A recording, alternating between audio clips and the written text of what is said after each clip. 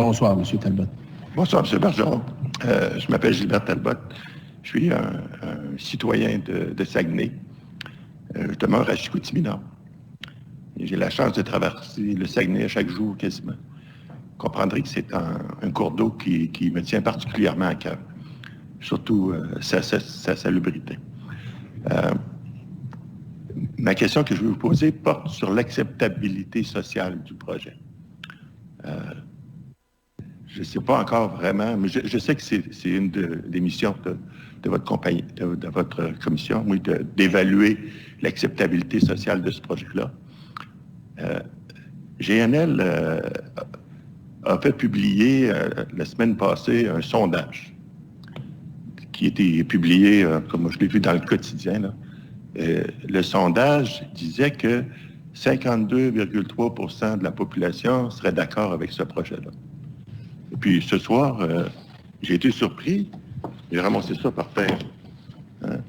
C'est une publicité, je ne sais pas c'est qui l'a fait, là, qui disait que 85% de la population est en faveur. Ce qui me semble, le moins qu'on puisse dire, mensonger. À tout le moins, il y a un écart. Un écart, hein? Ce que j'aimerais savoir, c'est, si GNL a soumis ce genre de sondage-là à la commission, et deux, quelle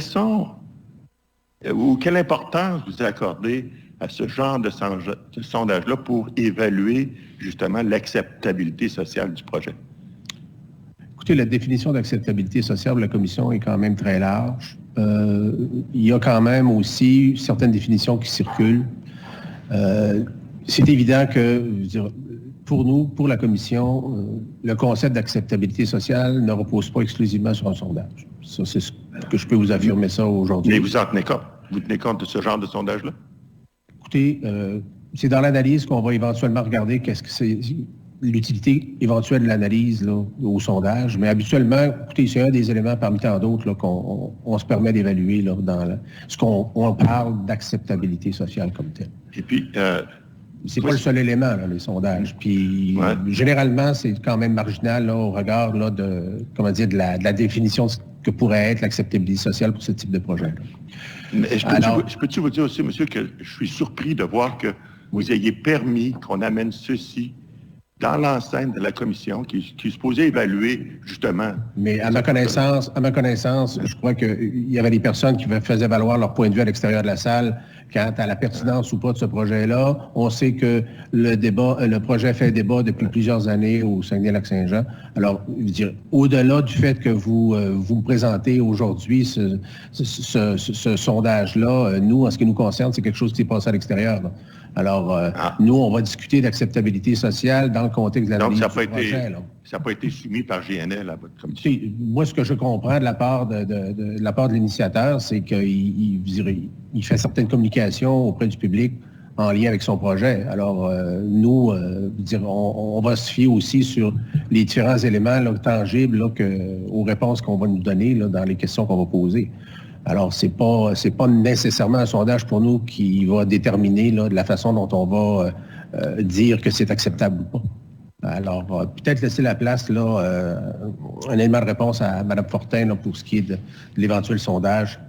Alors, écoutez, il y a, un écart quand même assez important là, entre ce qu'on a vu dans les journaux et ce qui est véhiculé ici sur place. Alors, avez-vous des éléments à nous apporter là, pour nous donner l'heure juste?